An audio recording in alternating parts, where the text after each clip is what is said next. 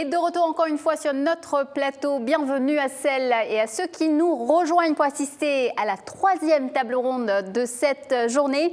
Au programme, comment valoriser des savoir-faire grâce aux indications géographiques artisanales et industrielles. Nous allons en parler dans un instant, mais avant de donner la parole à nos intervenants qui nous ont rejoints et accueillir notre modérateur Thomas Gouzen, je vous propose de regarder cette vidéo et on en parle juste après.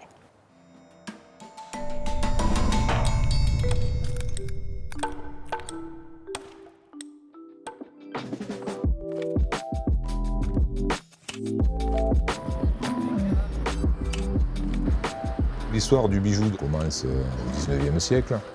Et dans les années 80, on s'est rendu compte que les ventes s'essoufflaient. Donc il y a eu une association qui a été formée par le syndicat des bijoutiers pour promouvoir le bijou et en même temps rénover les modèles avec un style plus contemporain. Et dès lors que ce bijou a repris un peu d'ampleur, on s'est aperçu que malheureusement, on était copié et que certains utilisaient des techniques industrielles à bas coût pour produire donc ce qui ressemblait à notre bijou, mais qui n'était pas notre bijou. En 2009, nous avons constaté une hausse des importations de granit chinois et de granit ibérique sur le marché français, moins cher que le granit breton. En parallèle de cette hausse d'importation, il y a eu un développement des pratiques peu scrupuleuses d'usurpation d'identité de granit. Donc on était à la recherche de solutions donc, pour protéger notre produit et donc en 2015 est apparue l'indication géographique. On a fait un cahier des charges sur la fabrication de notre bijou et on a pu obtenir en 2018 l'indication géographique. Donc tout ce qui ne rentre pas dans la fabrication de l'ODG, ce sont des copies. C'est très simple, mais c'est quelque chose de très important. L'indication géographique granit de Bretagne a été homologuée en 2017.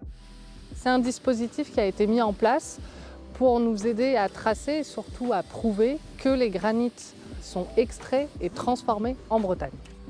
Une indication géographique industrielle et artisanale, c'est un signe officiel de qualité qui vient labelliser des produits de territoire qui ont une réputation ou une caractéristique particulière.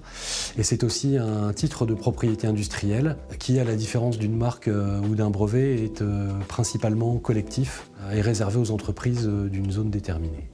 L'indication géographique, elle vient protéger le nom, qui est la première chose usurpée ou contrefaite, notamment sur les sites de commerce en ligne. Depuis l'homologation indication géographique granit de Bretagne, on n'a pas eu de cas avérés d'usurpation d'identité ou de provenance de nos granites de Bretagne.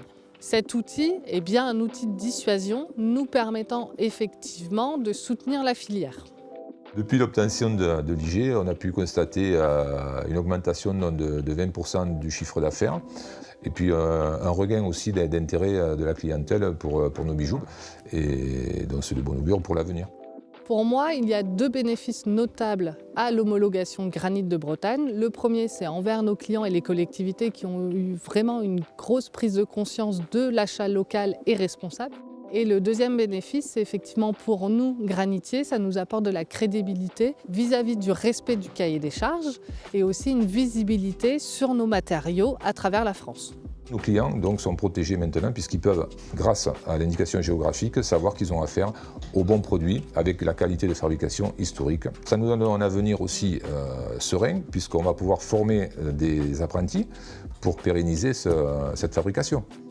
Pour les collectivités locales, c'est un moyen de valoriser le patrimoine local et c'est aussi un moyen de développement économique. Ces entreprises et territoires, elles sont extrêmement exportatrices, donc une protection nationale pour elles, c'est très clairement insuffisant, surtout dans une économie de plus en plus mondialisée, avec l'essor du e-commerce. Il est essentiel qu'elles puissent bénéficier d'une protection à minima communautaire et il est vraiment important que l'Union européenne s'empare du sujet et que les entreprises attendent avec impatience un texte qui pourra leur donner une protection harmonisée.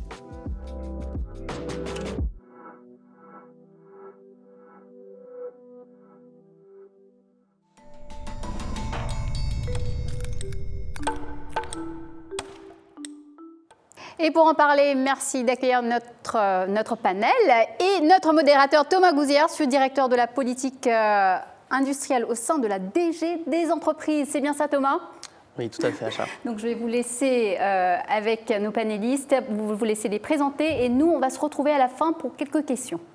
Très bien, merci beaucoup. Je suis enchanté effectivement de présenter, de modérer cette table ronde. On a en effet en Europe un artisanat riche, des produits traditionnels manufacturés. Et avec la mondialisation des échanges, c'est de plus en plus important de pouvoir avoir un cadre pour les protéger.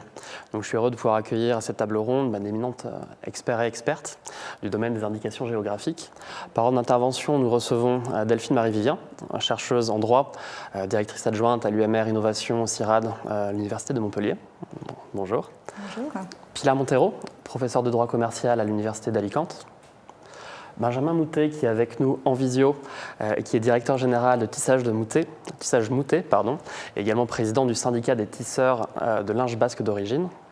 Laurence Bess, à mes côtés, porcelaine de Limoges, donc représentante de l'organisme de défense et de gestion de cette indication géographique. Et enfin, Claudia Martinez-Félix, qui est avec nous en visio depuis la Commission européenne, qui est chef adjointe de l'unité économie intangible à la DG Gros. Pour commencer cette table ronde, Delphine Marie-Vivien, vous connaissez bien l'importance des indications géographiques au niveau mondial. Selon vous, quel est l'intérêt de protéger ces produits par ce type de protection ? Merci beaucoup Thomas pour votre question. Tout d'abord, je souhaiterais remercier les organisateurs de ce colloque aujourd'hui passionnant. Et c'est un honneur pour moi en fait de présenter devant vous, à l'occasion de cette présidence française du Conseil de l'Union européenne, les perspectives internationales de la protection des indications géographiques de produits non alimentaires et non agricoles, produits artisanaux et industriels. C'est un sujet qui est peut-être nouveau au niveau de l'Union européenne, mais quand on regarde au niveau historique, depuis l'Antiquité en fait, de nombreux produits d'origine réputés sont désignés par le lieu d'origine, d'où ils viennent, et ce pour tout type de produits, que ce soit les denrées alimentaires comme le vin ou l'huile d'olive, le riz, mais aussi des produits non alimentaires comme l'encens, le marbre, le bronze, la soie, l'artisanat de bois, etc. Donc ces noms de lieux ont été peu à peu protégés juridiquement en tant qu'appellation d'origine ou indication géographique, qui sont donc des droits de propriété intellectuelle originaux, qui protègent le lien entre un produit et son origine. Ce lien est décrit dans un cahier des charges, document technique essentiel, qui définit les caractéristiques spécifiques du produit, la méthode de production, donc les savoir-faire traditionnels, et bien entendu l'aire géographique. L'appellation d'origine indication géographique confère ainsi un droit exclusif d'usage du nom pour désigner ces produits répondant au cahier des charges qui fait l'objet d'un examen au fond par l'autorité en charge de sa reconnaissance. Il y a donc bien vraiment ce lien entre un nom et un cahier des charges. Ensuite, plus récemment, le droit moderne en fait, des indications géographiques est né en France et dans le sud de l'Europe, avec en 1905 la protection de l'appellation d'origine contre les fraudes dans la vente des marchandises et contre les falsifications des denrées alimentaires et des produits agricoles. Mais ce qui est intéressant, c'est qu'en France, dès 1919, par la loi qui confia aux tribunaux le soin de définir les appellations d'origine, tout type de produit pouvait être protégé comme appellation d'origine. Et donc, par exemple, la dentelle du Puy a été reconnue par le tribunal du Puy dès 1935. C'est donc une histoire ancienne que celle de la protection des appellations d'origine en France pour les produits de l'artisanat. En même temps apparaît, ceci dit, l'appellation d'origine contrôlée et l'Institut national des appellations d'origine, qui lui est limité aux seuls produits agricoles et alimentaires, ce qui marque déjà une différence entre les types de produits. Mais lors de l'internationalisation de l'appellation d'origine par l'arrangement de Lisbonne, en 1958, c'est tous les produits qui sont couverts par cette appellation, qui est définie comme le nom géographique d'un pays, d'une région, d'une localité, et dont la qualité et les caractères sont dus exclusivement ou essentiellement au milieu géographique, comprenant les facteurs naturels et les facteurs humains. Retenez bien ce lien à travers à la fois la nature et la culture, les savoir-faire. En 1992, quand la réglementation européenne a été mise en place pour la protection au niveau européen, c'est cette définition qui a également été introduite avec une précision que l'ensemble des étapes de production, de transformation et de préparation devaient entièrement avoir lieu dans l'aire géographique. Avec l'appellation, c'était donc un lien très fort entre l'on produit et son origine, avec l'ensemble de la production localisée. Mais toutefois, pour répondre aux besoins des pays ayant une vision plus souple du lien à l'origine, en particulier dans le nord de l'Europe, a été introduit ce concept d'indication géographique, qui requiert également qu'une qualité ou des caractéristiques du produit soient attribuables à son origine géographique, mais qui n'impose pas de critères particuliers pour définir ce lien entre le produit et son origine. Pas forcément donc de facteurs naturels et de facteurs humains obligatoirement combinés. C'est cette définition de l'indication géographique qui a été introduite dans l'accord ATPIC, donc les accords sur la propriété intellectuelle de l'OMC, en 1994. Définition alors ouverte aussi à tous les types de produits, au-delà des produits agroalimentaires. Cette définition a ainsi été reprise massivement par l'ensemble des membres de l'Organisation mondiale du commerce, à ce jour plus de 160 membres, même si effectivement quelques pays connaissaient déjà l'appellation d'origine. Mais finalement, dans l'ensemble des pays du monde, c'est cette IG avec un lien souple qui s'applique. Si on regarde au niveau européen, la différence entre l'indication géographique, également introduite en droit européen, et l'appellation d'origine est vraiment matérialisée par le type d'opération étant localisée dans la zone. Ainsi, pour l'indication géographique, seule une des étapes de production peut avoir lieu dans la zone délimitée, ce qui répond assez bien aux produits dont le lien est fondé sur les savoir-faire de production ou de transformation, les facteurs humains, et sans exigence de matières premières locales, point très important. Ainsi, par exemple, l'indication géographique protégée saucisse de Morteau protège les savoir-faire de transformation de la saucisse avec une matière première qui n'est pas locale mais vient d'ailleurs. C'est aussi cette définition de l'indication géographique souple qui a été choisie pour les produits artisanaux et industriels en France en 2015, avec en plus le critère possible de ces savoir-faire traditionnels. Cette notion de tradition a été rajoutée pour ces produits industriels et artisanaux, comme moyen de justifier le lien à l'origine. Enfin, pour terminer ce panorama juridique international, cette définition de l'IG a également été introduite dans l'arrangement de Lisbonne par l'Acte de Genève. Finalement, aujourd'hui, si on regarde au niveau international, et en particulier l'internationalisation massive de l'indication géographique à travers l'accord de l'OMC, on réalise que près de 1000 IG et appellations d'origine ont été enregistrés pour des produits de l'artisanat dans le monde, ce qui représente tout de même un nombre conséquent si on regarde la situation internationale. Par exemple, en Inde, où de nombreux produits de l'artisanat sont fameux et réputés, sur l'ensemble des 350 indications géographiques enregistrées, 2/3 sont pour des produits de l'artisanat et non des produits agroalimentaires. En Europe, une étude datant de 2013 avait identifié 634 IG potentiels pouvant bénéficier pour produits de l'artisanat. Et en France, déjà 12 ont été homologués. Ces IG couvrent des domaines aussi variés que le textile, les céramiques, les pierres, etc. Finalement, vu ce panorama mondial, qu'en est-il de la situation dans l'Union européenne ? Du fait du rattachement des IG à la politique agricole commune, seuls les vins, les spiritueux et produits agricoles bénéficient de l'indication géographique, contrairement à l'ATPIC et au système de Lisbonne. Mais au vu du besoin de protection de ces IG, des produits d'artisanat de pays tiers ainsi que des États membres, il est vraiment important et nécessaire de les protéger en Europe. Ainsi, pourquoi protéger ces produits ? Parce qu'on assiste finalement à un même lien à l'origine entre les produits artisanaux et les produits agricoles, puisque ce lien avec l'origine peut être basé uniquement sur les savoir-faire, y compris pour les produits agricoles. De plus, il y a aussi des produits d'artisanat qui sont basés sur des facteurs naturels de matières premières comme l'argile, le bois, la laine ou le coton. Donc finalement, les objectifs et les impacts des IG, qui sont particulièrement documentés dans le domaine agroalimentaire, permettent d'espérer de nombreux impacts positifs des IG dans le domaine artisanal industriel. Ainsi, il permettra de bénéficier pour empêcher les usurpations. On a déjà vu en Colombie de nombreuses décisions de justice empêchant les contrefaçons de produits de l'artisanat tels que le chalpeau, Vueltiano et le textile Zenou. En termes de prix, dans le domaine des vins, on apprécie de près de 3 fois l'augmentation du prix de produits sous appellation d'origine et indication géographique. On peut espérer la même chose pour les produits agricoles.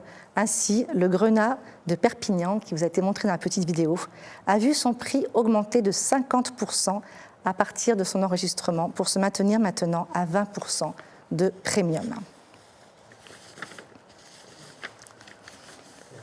Cette valeur ajoutée du produit, encore une minute, permet aussi le développement territorial et qui peut se coupler au développement du tourisme. Si on regarde en matière agricole, à Espelette, grâce à l'appellation d'origine, un musée a été créé attirant 500 000 visiteurs par an. En Thaïlande, où de nombreuses IG également protègent des produits de l'artisanat, le département de la propriété intellectuelle a conçu de nombreux spots télévisés et de promotion des indications géographiques dans le domaine de la soie, attirant de nombreux touristes. Enfin, on regarde cette dynamique collective de l'indication géographique qui permet à tous les producteurs localisés d'utiliser les noms. Et finalement, dans le domaine artisanal comme dans le domaine agricole, l'appellation d'origine et l'indication géographique permettent cette structuration des producteurs. Ainsi, au Pérou, la céramique de Julucacanas fait l'objet d'une organisation collective de la filière qui met en œuvre la promotion du produit ainsi que le contrôle de qualité. Finalement, quand on regarde cette question du lien à l'origine, les produits de l'artisanat méritent tout autant que les produits agricoles et alimentaires d'être protégés. Le même lien à l'origine, la même force, les mêmes savoirs traditionnels. La culture est aussi importante que la nature dans la qualification du lien à l'origine. Et sa permanence également tout aussi importante. Finalement, on assiste au même défi pour les produits alimentaires comme pour les produits de l'artisanat. Cette question des matières premières, qui n'est pas forcément locale, mais la présence de savoir-faire qui justifie ce lien à l'origine. La question de la tradition et de l'innovation, qui, pareil, est commun à tous les types de produits. Finalement, au vu des similitudes, on a envie de conclure que, de la même manière que pour les produits agroalimentaires, il faut la même protection pour les produits d'artisanat, avec également l'appellation d'origine et aussi l'indication géographique. Se pose aussi la question au niveau de l'Union européenne d'une institution communautaire unique qui enregistrerait, homologuerait les indications géographiques pour tout type de produit, puisque la valeur du lien à l'origine est la même, quel que soit le produit. Enfin, c'est avec grand intérêt que nous allons écouter la Commission européenne pour justement nous présenter quelles sont les propositions sur ce sujet majeur pour tous les artisans industriels européens, ainsi que ceux des pays tiers qui attendent avec impatience de pouvoir protéger leurs IG dans l'Union européenne. Merci. Bien, merci Delphine pour ce panorama très complet et très concret. Pour continuer ce panel, de Pilar Montero, vous êtes professeur de droit. D'un point de vue juridique, pouvez-vous nous expliquer dans quel cadre pouvoir protéger les indications géographiques à l'échelle européenne, justement ? Merci beaucoup. Avant de commencer, je tiens aussi à remercier l'INPI d'être invité dans cette très intéressante table ronde. Et pour répondre à votre question du point de vue juridique au niveau européen, c'est vraiment important d'avoir un système pour pouvoir protéger au niveau de la propriété intellectuelle les produits qu'on a vus et qu'on va voir encore dans cette table ronde qui sont vraiment artisanales et typiques des diverses régions de l'Union européenne. C'est ainsi que normalement, quand on va dans de divers pays, c'est une des premières choses qu'on veut connaître, c'est les produits typiques de la région où on va. Et on va voir ici les exemples de la porcelaine de Limoges, par exemple. Moi, je suis en France, j'aimerais bien pouvoir voir et connaître plus en profondeur les produits typiques d'ici, de la France. De la même manière que, par exemple, en Espagne, dans la région de laquelle je viens maintenant, de la Communauté valencienne, par exemple, c'est très connu par beaucoup de produits, mais par exemple les chaussures de Elche ou de Elda. Et c'est pour ça que je pense que d'une manière similaire au système qu'on a pour les indications géographiques du point de vue des agricoles, ça serait vraiment important d'avoir un système qui puisse protéger cette valeur ajoutée et cette culture par rapport aux produits qui ne sont pas agricoles. Ici, on parle moins comme on a vu dans les tables rondes précédentes, l'accent n'est pas mis dans la création, mais plutôt dans la reconnaissance d'une valeur, évidemment, une valeur qu'il faut mettre en évidence. Comme fondament important de cette réglementation européenne, c'est vrai que si on prend compte ou on voit les traités de fonctionnement de l'Union européenne, on voit clairement qu'il faut arriver à cette protection de la culture et veiller à la sauvegarde et à la valorisation du patrimoine culturel européen. C'est vrai que pour ça, il y a divers systèmes juridiques, mais trouver un système juridique semblable ou qui ressemble aux indications géographiques peut être plus cohérent avec les systèmes qu'on a des propriétés intellectuelles au niveau européen. En ce qui concerne la nature juridique, les fonctions de ce nouveau système d'appellation des indications géographiques, il faut savoir que les indications géographiques sont un droit de propriété intellectuelle, mais plus complexe que les autres droits de propriété intellectuelle. Par exemple, il faut voir qu'il y a des fonctions qui sont coïncidentes avec les autres droits de propriété intellectuelle, mais on a des différences importantes. Parmi les coïncidences, on se trouve dans la réglementation actuelle avec des droits de propriété intellectuelle. Ce sont des signes distinctifs qui nous permettent, comme on a bien vu avec Delphine Marie-Vivien, reconnaître et informer les consommateurs de l'endroit d'origine des produits et aussi d'une caractéristique ou d'une qualité qui est certifiée à travers les cahiers des charges. Et ce système nous permet de mettre en valeur cette valeur ajoutée des produits. Mais parmi les différences, on n'a pas un régime de propriété intellectuelle unitaire pour tous les produits. Ce qu'on a maintenant au niveau agricole, c'est différencié par genre de produits. Et le système est seulement européen, si on compare avec les autres droits de propriété intellectuelle. Les indications géographiques, on a déjà vu, vont otorguer un droit privatif, mais qui n'est pas individuel, qui est collectif, puisque tout producteur de la région qui respecte les cahiers des charges a le droit d'utiliser ces noms. C'est pour ça que c'est important de souligner ce côté public des indications géographiques.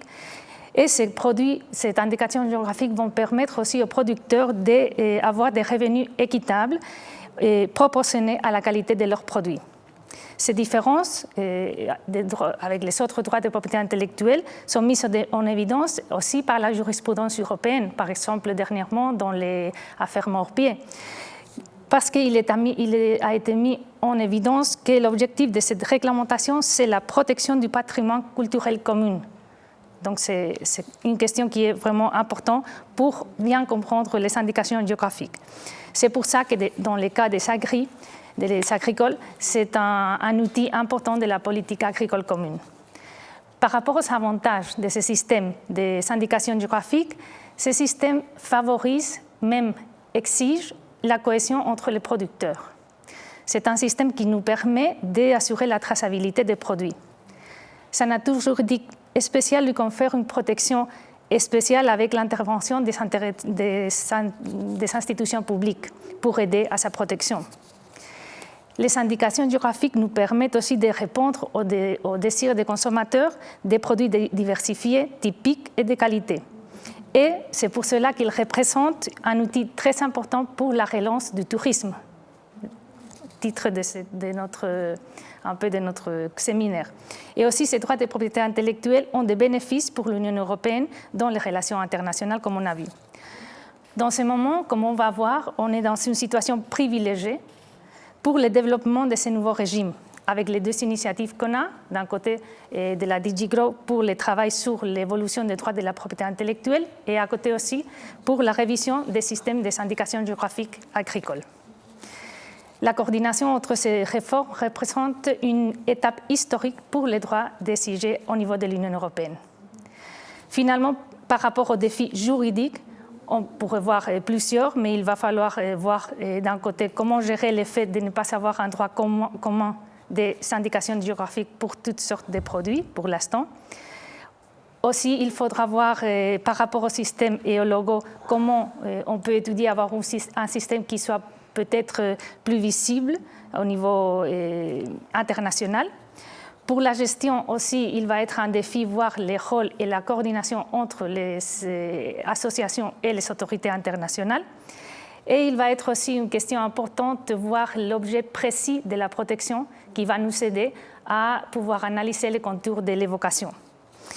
Dans ce sens, il va être aussi important d'harmoniser les systèmes des indications géographiques avec les autres systèmes de protection des signes distinctifs, notamment les marques et les noms de domaine, par exemple. Et la pertinence, je crois, de cette table ronde est sans doute très importante parce que le régime juridique des indications géographiques, je trouve que c'est un des principaux défis des droits de la propriété intellectuelle dans le cadre de la relance pour l'Union européenne. Je vous remercie. pour votre attention. Merci beaucoup Pilar pour ces explications très claires. Je me tourne maintenant vers Benjamin Moutet par écran interposé. Est-ce que Benjamin, vous nous entendez bien? Très bien. Parfait. Benjamin, vous êtes à la tête d'une société de linge basque qui bénéficie d'une indication géographique. Pouvez-vous nous dire en quoi cette indication géographique, justement, représente un levier économique de développement pour entreprises?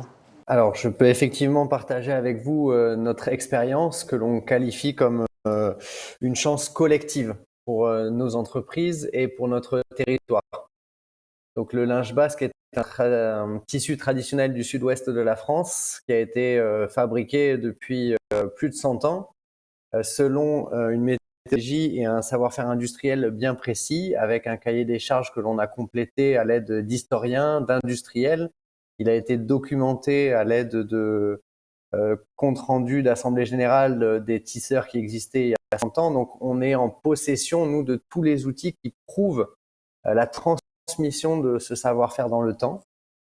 Alors, pourquoi il est utile aujourd'hui, ce savoir-faire pourtant centenaire? C'est qu'il est source d'innovation. Et c'est ça que l'on voulait témoigner au travers de cette indication géographique. C'est que même si on est détenteur d'un savoir-faire ancien, il peut être en 2022 source pour les nouvelles générations de beaucoup d'innovation en termes de savoir-faire, de produits. Donc pour ça, pour notre territoire et nos sociétés, c'est fondamental. Alors aujourd'hui, on a perdu beaucoup d'emplois par rapport à il y a 100 ans, mais on ne considère pas ça comme un handicap. Au contraire, on voit ça comme au contraire la possibilité de transmettre et de continuer à développer nos entreprises avec un territoire et un produit, comme disait Pilar, que les touristes vont rechercher.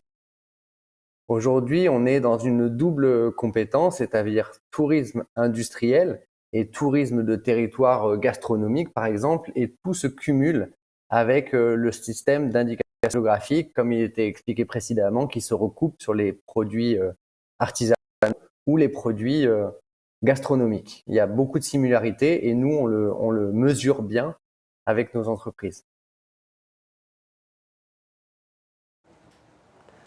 Merci beaucoup Benjamin. Nous allons passer à un autre exemple très concret également d'indication géographique. Laurence Besse, vous êtes du coup la représentante de l'indication géographique porcelaine de Limoges. Comment cette filière s'est-elle structurée à la fois pour la création et pour la mise en œuvre de cette indication géographique? Donc, au nom de l'association, je remercie l'INPI et son directeur de nous avoir invités et de nous permettre de mettre en avant l'expérience de l'IG Porcelaine de Limoges. Donc, le contexte dans lequel nous avons travaillé, il y avait une volonté historique de la profession de défendre et de protéger la porcelaine de Limoges. Et dès 2011, on s'est positionné en faveur du projet de loi visant la création du dispositif IG pour les produits industriels et artisanaux qui a été créé par la loi relative à la consommation du 17 mars 2014. Quelles ont été les étapes de la création de l'IG? Alors, il y a eu 4 étapes principales. Tout d'abord, dès la parution de la loi, on a créé une association dédiée qui nous a permis de porter et de financer le projet. Donc 16 membres fondateurs ont créé cette association qui a vocation donc à devenir l'ODG, l'organisme de défense et de gestion de l'IG Porcelaine de Limoges. Donc une fois que cette création faite, on s'est mis au travail. Donc deuxième phase, il y a eu une phase de rédaction du cahier des charges et de son plan de contrôle. Plus de 20 réunions étaient nécessaires, ça s'est fait de 2014 donc à 2017. Et donc le 1er décembre 2017, nous avons obtenu l'homologation de notre indication géographique par l'INPI. Après donc cette homologation, l'autre étape a été, autre étape essentielle, est la certification des opérateurs. Et de 2018 à 2020, nous avons donc les opérateurs ont obtenu leur certification initiale. Je voulais quand même vous parler un petit peu de l'indication géographique porcelaine de Limoges, donc en quoi ça consiste. Donc ça concerne effectivement le produit porcelaine de Limoges, tout produit en porcelaine qui est fabriqué ou décoré dans la zone de l'IG. Le département de la Haute-Vienne est l'aire géographique dans lequel toutes les étapes de la fabrication doivent être entièrement réalisées. Pour bénéficier de l'IG, les professionnels nous doivent donc adhérer à l'ODG et obtenir cette certification individuelle dont on vient de parler. Il y a eu 11 certifications en 2018, 17 en 2019 et 9 en 2020. Donc vous voyez, les choses se sont mises en place progressivement. Les entreprises ont adhéré et se sont fait certifier. Voilà. Dans le cadre des 36 opérateurs certifiés, on a 7 fabricants et 12 opérateurs qui ont aussi une activité de fabricants et de décorateurs, et également 18 décorateurs. La filière est très exportatrice, à hauteur de plus de 60%. Ça va jusqu'à 90% pour certaines entreprises. Et notre association est soutenue aussi par 19 membres associés. Voilà, divers organismes, tous concernés par l'indication géographique, ont adhéré à l'association et ont soutenu à nos côtés cette démarche qui a été mise en place donc avec succès. Voilà. Aujourd'hui, quelles ont été les actions menées par notre DG pour défendre le titre de propriété que nous avons obtenu à travers cette indication géographique? Dans ce cadre, je voulais rappeler que la porcelaine de Limoges a une renommée internationale. Associée de quelque manière que ce soit à un produit en porcelaine, voire en céramique, à la mention porcelaine de Limoges ou Limoges, que ce soit par une simple citation ou évocation ou toute référence pouvant tromper le consommateur et vendeur. Donc forcément, il y a des atteintes qui existent et un besoin donc de protection. Pour défendre notre IG, notre association a mené un travail de veille et de traitement des utilisations abusives. Et je vais vous parler de 2 actions qu'on a engagées dernièrement, qui ont été le dépôt d'une demande d'intervention auprès des services des douanes, sur la base donc de notre titre de propriété. Donc on a déjà eu des retenues en douane, et notamment une retenue par les douanes de Sète, où on a détecté donc des produits qui étaient fabriqués par une société iranienne et qui étaient marqués Limoges. Donc, à souligner que le marquage utilisé par cette entreprise pour estampiller ces produits ressemblait étrangement au visuel d'une autre marque, d'une société notamment certifiée indication géographique porcelaine de Limoges. Donc ces produits ont fait l'objet d'une procédure de destruction simplifiée, comme nous permet la législation. Et à ce titre, les douanes sont extrêmement réactives et très efficaces. Et c'est vrai, quand on a un titre de propriété intellectuelle, c'est important de faire une demande d'intervention en douane pour qu'il y ait des actions, des saisies et faire valoir son droit. Voilà. Après, on s'est rendu compte qu'il y avait pas mal d'atteintes sur Internet. Internet est un peu le champ de tous les possibles. Et on a mené un travail en partenariat avec la société eBrand. On a d'abord fait un diagnostic et ensuite mené des actions sur 3 axes. D'abord sur les places de marché.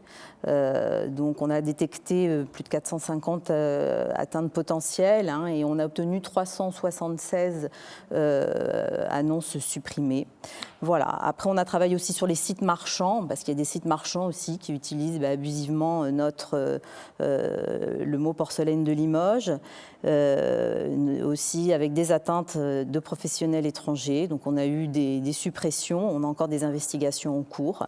Et on a également travaillé aussi sur les noms de domaines, parce qu'avec les noms de domaines, on s'est rendu compte qu'il y avait des domaines qui comportaient Limoges ou porcelaine de Limoges dans leur nom. Donc on a eu un on a réussi à récupérer un nom, à obtenir 2 suppressions. On a fait 3 mises sous surveillance et on a aujourd'hui enregistré un petit portefeuille qui nous permet de protéger l'ensemble de noms comportant donc Limoges. Voilà. Donc fort de tout ça et des atteintes qu'on a pu constater, et avec des opérateurs étrangers qui citent Limoges sur leurs produits en lien avec la porcelaine de Limoges. Donc on constate qu'il y a réellement un besoin de protection au niveau européen pour donner aux professionnels qui exportent le moyen de protéger efficacement leurs produits. L'enjeu, c'est de maintenir localement leur activité, leur savoir-faire.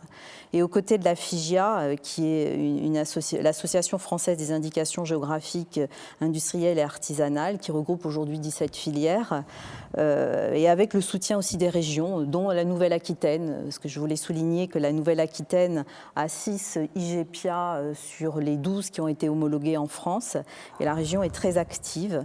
Et donc nous défendons la mise en place d'une réglementation à l'échelle de l'Union européenne, et nous sommes à la disposition de la Commission européenne, de la DG Gros, pour poursuivre des échanges qu'on a déjà eus. Et voilà, et je voulais rappeler aussi que le Comité des régions de l'Union européenne a adopté récemment un rapport favorable aux indications géographiques. Et on espère effectivement qu'on aura une protection étendue à ce titre au niveau européen prochainement. Nos entreprises sont très en demande et ça permettra aussi de conforter leur intérêt pour le dispositif français. Voilà. Donc je reste à votre disposition pour toute précision complémentaire et tout échange. Merci. Merci beaucoup Laurence de cette explication très pratique effectivement de l'utilité des indications géographiques et la manière de les protéger à la fois dans les canaux de distribution physiques mais aussi numériques. Et vous mentionnez la Commission européenne à la fin de votre intervention, ce qui est justement du coup une transition parfaite voilà. avec l'intervention de Claudia Martinez-Félix qui est avec nous en visio. Si vous nous entendez bien Claudia. Yes. Yes, I can hear you. J'espère que vous m'entendez aussi bien et que vous me voyez. Oui, tout à fait. On vous entend et on vous voit. Vous êtes donc à la Commission européenne, à la DG Gros. Et la Commission a lancé des réflexions en matière de protection de nos produits industriels et artisanaux. Que pouvez-vous nous en dire aujourd'hui ? Merci aussi de la part de la Commission européenne d'avoir organisé ce panel très pointu et très intéressant. Aussi, merci beaucoup aux panélistes précédentes par des interventions qui ont vraiment mis les aspects qui nous permet aussi aux législateurs d'avoir encore plus des connaissances en détail de vrais marchés, aussi les aspects signalés par Pilar Montero en tant que les défis qui on doit maintenant effectivement aller en avance et donc que je voudrais bien répondre aussi dans certains des points de mon intervention. Mais je voulais alors commencer pour dire qu'effectivement, comme vous l'avez tous bien dit et vous savez bien, les indications géographiques ne sont protégées que pour les produits agricoles. Alors, moi, ce que ça me fait penser tout de suite, c'est qu'effectivement, les produits artisanaux et industriels, c'est comme dans l'histoire de les vilains petits canards et qui, ils ne sont pas encore reconnus au même niveau que la reste de petits frères de cette belle histoire, juste pour visualiser là où nous sommes aussi au niveau européen, à l'écoute de cette demande que j'ai bien compris aujourd'hui, c'est bien appuyé aussi pour tous les panélistes. Je voulais effectivement faire un pas en avant et expliquer que du point de vue de l'Europe, on est tout à fait conscient qu'il n'existe pas une protection européenne, mais qu'il y a dans certains pays, la France effectivement c'est un pays pionnier, qui ont mis en place des systèmes de protection, mais qui sont très divers et qui constituent seulement leur marché national. Et ça nous rend pas capables de bien protéger au niveau européen ni au niveau international les indications géographiques et ces produits spécifiques. Et on doit appuyer, parce qu'on a fait plusieurs études, comme vous l'avez bien déjà mentionné auparavant, on a fait beaucoup d'études qui montrent qu'il y a un véritable nombre de produits régionaux qui ont une origine géographique précise, qui possèdent des qualités et une notoriété ou des caractères essentiellement dus à ces lieux d'origine et donc qui pourraient bénéficier de ces indications géographiques de protection européenne. Et effectivement, pour nous, on voit aussi que ces indications géographiques sont les signes distinctifs de nos régions en Europe. Et on a écouté les producteurs de la France, mais ils viennent de partout. Du Nord, on pense aux couteaux de Solingen de l'Allemagne ou en Irlande, les Donegal Tweed. Si on regarde vers l'est de l'Europe, on voit aussi la céramique de Boleslavik ou les bijoux tchèques de Capons ou même les alalais de l'Hongrie. Si on regarde un peu vers le sud, les marbres de Carrara en Italie, c'est très reconnu aussi. Les couteaux d'Albacete en Espagne, ou si on regarde vers les centres, juste pour donner un dernier exemple de pourquoi on doit vraiment prendre cette avance au niveau européen. On voit aussi par exemple la Belgique, les pays qui m'accueillent actuellement, avec par exemple les pierres bleues. Donc, on compte effectivement d'environ 800 produits. Et ce que ça pourrait représenter effectivement, beaucoup de ces avantages ont été déjà mentionnés, mais effectivement garantir pour les producteurs et protégeant cette know-how, cette savoir-faire traditionnel, cette culture du patrimoine et donc clé. Rassurer aussi les consommateurs par rapport à cette qualité rajoutée de ces produits, garantis, certifiés. Et effectivement, avoir des atouts qui soient effectifs pour la lutte contre la contrefaçon, ainsi que la compétence déloyale, souvent qui vient des pays tiers. Et effectivement, qu'on signalait aussi par les exemples donnés de la porcelaine des Limoges, souvent dans les domaines online. Donc, effectivement, dans ces contextes, nous, la Commission européenne, on a déjà dit et souligné dans la stratégie industrielle qui était publiée déjà il y a quelque temps, qu'effectivement, il faut mettre en valeur les rôles que la propriété intellectuelle peut ajouter, déterminer pour valoriser les produits, les marchandises, les compétitivités aussi des entreprises européennes. Et c'est dans ces points-là où effectivement, il faut s'assurer que le marché intérieur qui donne effectivement des vastes possibilités pour arriver à plein de consommateurs et qui doit se doter des règles qui sont modernes, mais qui sont flexibles, qui prend aussi en tête un équilibre entre ce qui est les démarches administratives, mais aussi les droits qui sont octroyés. Et donc, il faut effectivement, sur ces points-là, alors remettre la question des bénéfices, et on l'a déjà dit sur les plans d'action de la propriété intellectuelle de 2020, que la Commission allait faire une étude des impacts pour effectivement avoir tous les éléments pour décider s'il faut créer ce système européen de protection des indications géographiques qui soit efficace et transparent.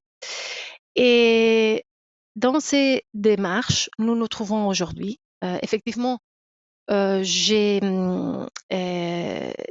peux pas trop déployer par rapport au travail de la commission parce que c'est en cours.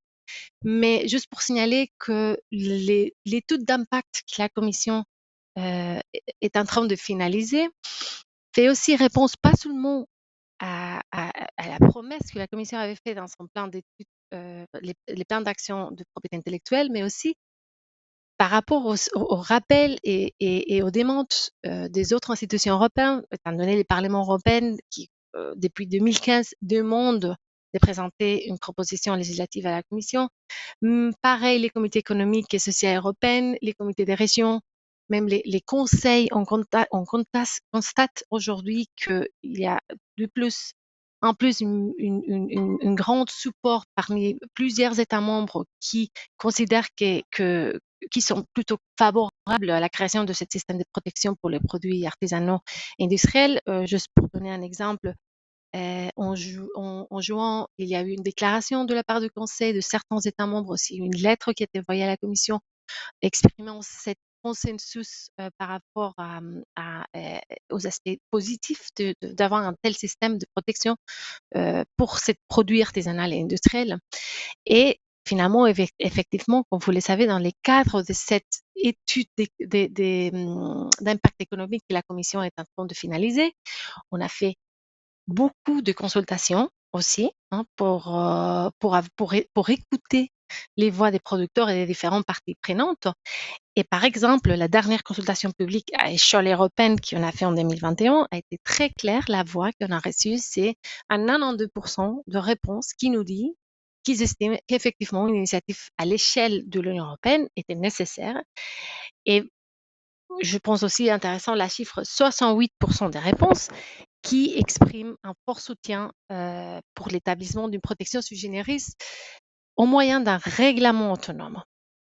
Et donc, pour dire qu'effectivement, beaucoup d'appui, mais évidemment, on reçoit aussi, et on est qui s'oppose à une possible initiative dans ces domaines, parce qu'ils considèrent, par exemple, que les systèmes de marque pourraient être suffisants pour protéger ce type de produits. Bon, effectivement, ici, je dois souligner que, comme vous le savez certainement, il existe une interdiction au niveau européen de certifier l'origine géographique pour les marques de certification de l'Union européenne. Donc, cette voie-là, j'irai un peu plus tard, mais semblera davantage pas tellement adéquate pour assurer la protection dans les cadres, par exemple, du système de Genève de la OMPI, qui a été déjà aussi signalé par des autres intervenantes. Parce que celle-là, c'est vrai, il faut contextualiser que l'Union européenne a repris des commitments, des obligations dans les cadres de l'acte de Genève, de l'arrangement de Lisbonne, quand on a accédé au niveau international à ces traités en nombre de l'Union européenne, et que ces obligations effectivement découlent et contribuent à ces réflexions que la Commission est en train de se faire, parce que l'acte de Genève s'applique à tous les produits sans distinction, soit en disant les produits alimentaires ou, comme on dit, les canards bilans, les produits artisanaux et industriels. Donc, c'est pour celle-là que effectivement la Commission a continué à faire des études. On a fait l'étude de 2013, on a fait des études économiques aussi en 2020, en 2021. On a fait une étude qui spécialise, qui vise à comprendre quels seraient les meilleurs systèmes pour la mise en place d'une protection de indication géographique par rapport au contrôle et au suivi. Et tous ces collectes des evidence, des preuves, ont été utilisés dans cette étude d'impact qu'on est en train de définir. Et aussi, évidemment, les échanges avec les États membres dans les cadres de groupes d'experts qu'on est en train d'organiser de façon ad hoc et régulière comme nécessaire. Et évidemment, les échanges avec les parties prenantes et les entreprises qui ont évidemment des intérêts à protéger leurs produits. Et donc, cet projet législatif qui la Commission serait en train de développer, c'est évidemment sur la base de cette étude économique que je parlais et qui a été présentée en interne à la Commission européenne, c'était en novembre, et qui a reçu une opinion positive. Donc ça, c'était des très bonnes nouvelles en décembre, et qui nous a permis alors de continuer ce travail du côté Commission. Alors, dans cette étude d'impact, ce qu'on a fait, c'est plutôt identifier 3 possibles options pour pouvoir protéger les produits artisanaux et industriels. Donc, la première option qu'on a étudiée en détail, c'est effectivement de élargir la protection actuelle existante, donc les systèmes de protection de GIs agricoles, vers une extension pour couvrir les produits artisanaux et industriels. Donc, l'appliquer mutatis mutandis, sans prendre en charge, par exemple, les caractéristiques spécifiques ou les types de producteurs et des marchés, tu vois, des marchés qui est derrière, qui n'est pas toujours évident parce que ce n'est pas toujours les mêmes que les produits agricoles qui ont donc, voilà, un cadre législatif beaucoup plus harmonisé au niveau européen, etc., et qui a des connotations aussi de santé, sécurité alimentaire, etc. Deuxième option, c'est effectivement de développer un règlement européen qui viserait à créer un régime de protection spécifique, donc sui generis, pour l'indication géographique et pour les produits artisanaux industriels. Donc voilà, permettons l'adapter en continuant évidemment à avoir la maximum cohérence avec les systèmes agricoles GI qui existent aujourd'hui, mais l'adapter à ce type de produits. Et la troisième voie qu'on a étudiée en détail, c'est développer une réforme du système des marques qui pourrait permettre à garantir une qualité des produits liée à une région géographique spécifique. Mais voilà, il faudrait alors réformer la législation pour la base d'une marque de certification ou un marque collectif, mais qui effectivement pose la question de jusqu'à quel point ça dénaturalise les régimes des marques, étant donné effectivement ces côtés d'intérêt aussi public qui lie derrière l'idée d'une indication géographique. Et donc, ça, c'était les trois grosses options qu'on a analysées en profondeur, mais aussi on a effectivement analysé la possibilité de rien faire, donc les baselines, donc ça a été évidemment mis, donc décarté déjà, mais aussi la possibilité d'introduire, par exemple, une harmonisation des titres nationaux, mais sans créer un titre européen. Et celle-là aussi paraîtrait que alors ne se conformerait plus aux exigences de l'acte de Genève pour pouvoir donner cette couverture internationale à la protection européenne des GI. Donc voilà, donc ça c'est en vrai les trois options. Je sais que je peut-être prends plus de temps, mais je voulais aussi vous signaler juste pour que vous sachiez quels sont alors les aspects qu'on est en train de réfléchir et qui pourrait alors prendre sa place dans un projet législatif que la Commission devrait présenter dans les temps qui suivent et qui effectivement regarde dans ces trois options, par exemple, les suivants aspects.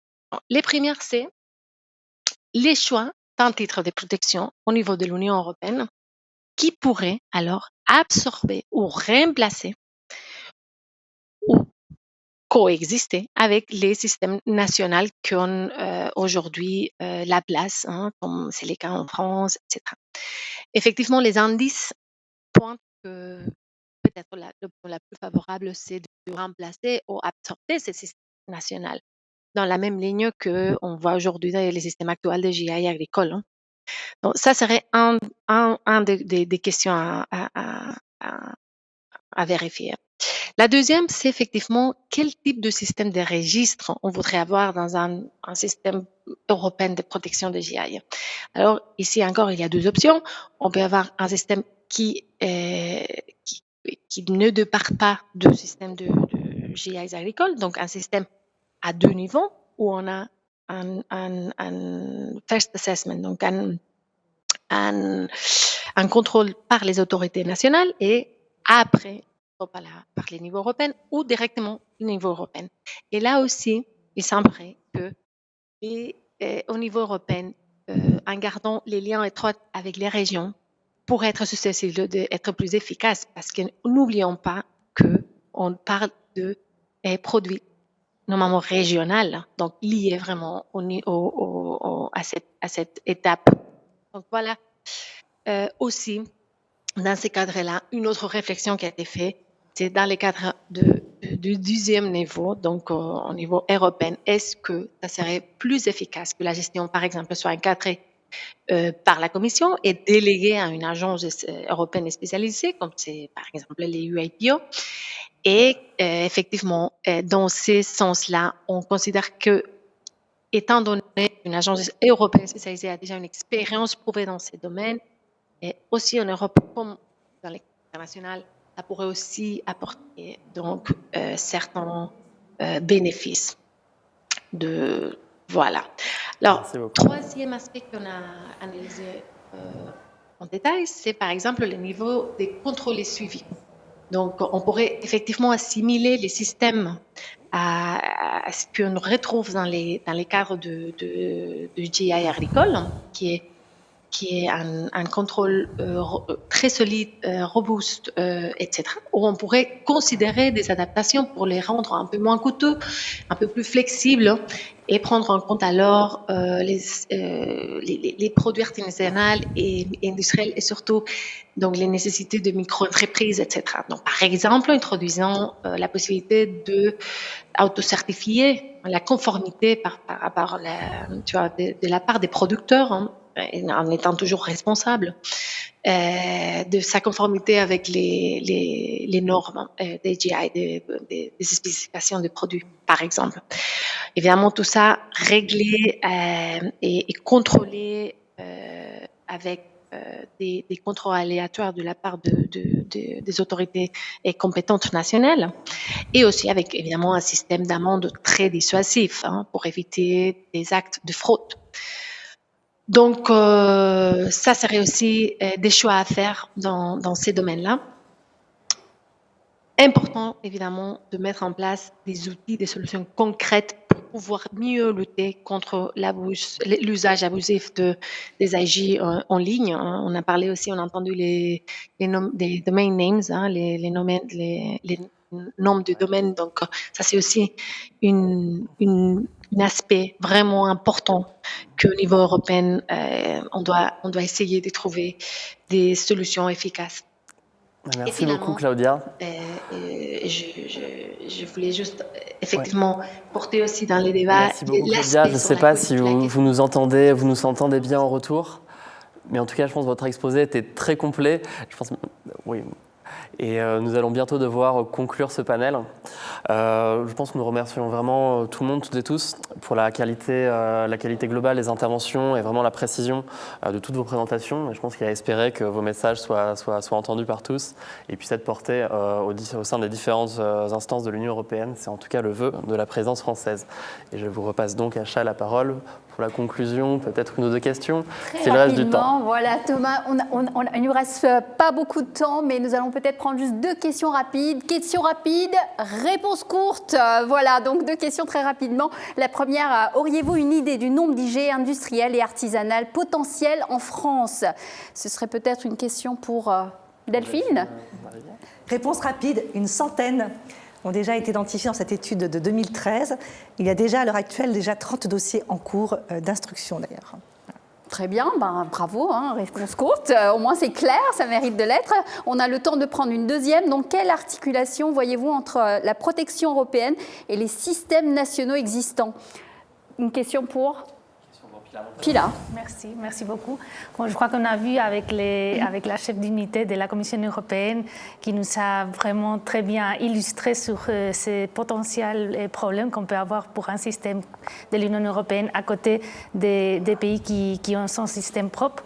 Et par exemple, je crois qu'on devrait voir les systèmes qui existent, la France, le Portugal par exemple, et faire une transition comme on a déjà eu au niveau agricole.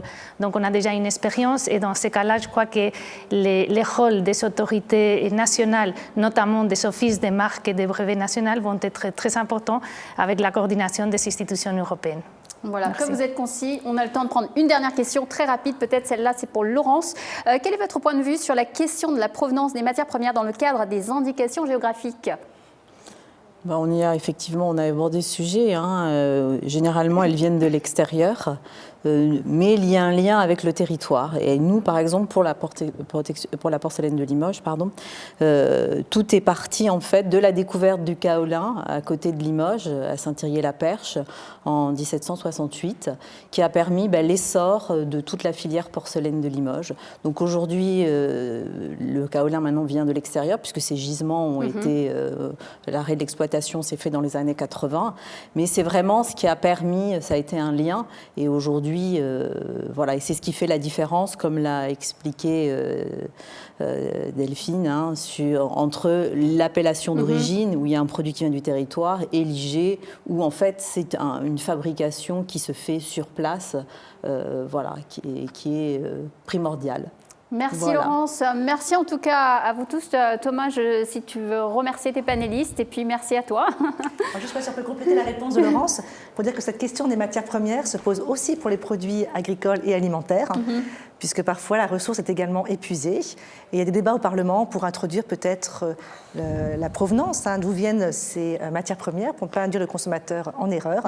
Mais ces savoir-faire sont tellement importants, tellement sophistiqués, traditionnels, qui méritent aussi en eux-mêmes la protection, indépendamment de l'origine des matières premières. Merci, ça mérite d'être souligné. Merci Thomas, merci à vous tous, merci à ceux qui sont derrière leurs écrans. Et puis, bon, écoutez, je vous laisse le mot de la fin, très rapide Thomas, et on clôture. Un dernier mot de remerciement vraiment pour tous les participants. Merci encore une fois pour la commission, pour cette intervention très précise. Et merci encore Claudia. Et puis pour l'INPI, pour l'organisation de cette table ronde. Merci Thomas. Ce sera le mot de la fin. Et quant à nous, on se retrouve tout à l'heure dans quelques minutes. Le programme continue. À tout de suite.